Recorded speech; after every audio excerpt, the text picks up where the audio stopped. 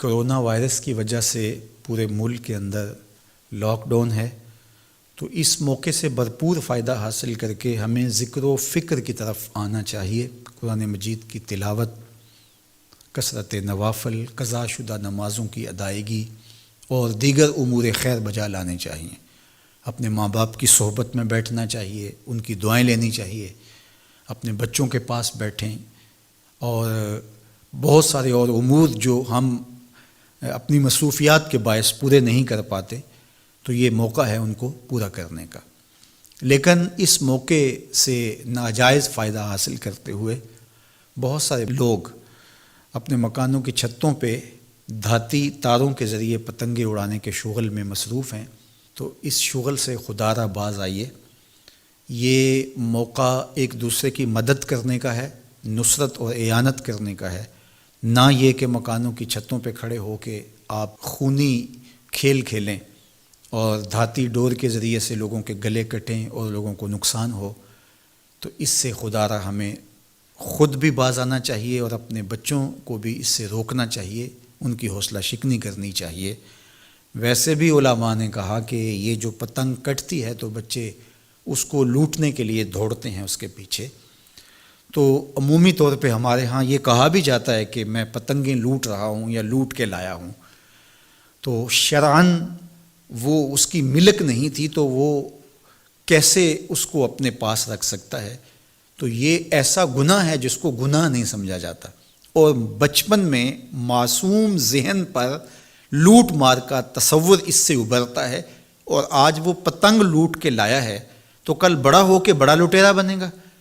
تو یہ ماں باپ کو سوچنا چاہیے کہ پتنگ لوٹنے کا عمل لوٹنے کی ایک مشق ہے، اور بچہ اس کو کوئی برائی نہیں سمجھ رہا اور اس کو گناہ نہیں سمجھ رہا، حالانکہ یہ مال لقطہ ہے۔ اور اگر کسی نے پتنگ لوٹ لی یا ڈور لوٹ لی تو ہمارے فقہا نے لکھا ہے کہ 6 ماہ تک اس کا اعلان کرے، مالک کے نہ ملنے کی صورت کے اندر اس کو صدقہ کرے، وہ خود پھر بھی نہیں رکھ سکتا ہے، چونکہ یہ مال لقطہ کے حکم کے اندر ہے۔ تو عمومی طور پہ ہم بچے کو بھی شاباش دیتے ہیں، اس کو بڑا دلیر قرار دیتے ہیں کہ اس نے اتنی پتنگیں لوٹی، آج اس کا یہ کمال ہے۔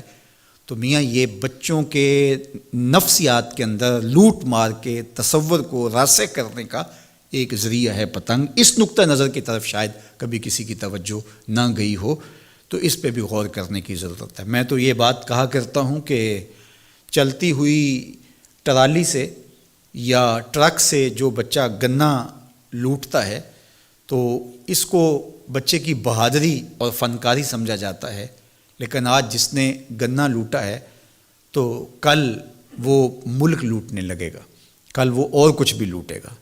تو یہ چونکہ جب برائیاں شروع ہوتی ہیں تو بڑے پیمانے سے شروع نہیں ہوتی، چھوٹے پیمانے سے شروع ہوتی ہیں۔ تو پتنگ لوٹنے کا تصور لوٹ مار کی طرف لے جانے والا ہے، اور دوسرا یہ قاتل ڈور کتنے لوگوں کی زندگی کا چراغ بجھا دیتی ہے، اور کیا گزرتی ہے ان ماں باپ کے اوپر جن کا لخت جگر، جن کا بیٹا ان کے ہاتھوں کے اندر دم توڑ جاتا ہے اور گلا کٹ گیا ایک ڈور سے۔ اور ایسے واقعات ہم کتنے سنتے ہیں۔ تو میں گزارش کروں گا کہ اس خونی کھیل سے باز رہا جائے۔ اخلاقیات بھی اجازت نہیں دیتے، ہمارا ملکی قانون بھی اس کی اجازت نہیں دیتا، اور پنجاب پولیس بھی اس پر ایکشن کر رہی ہے۔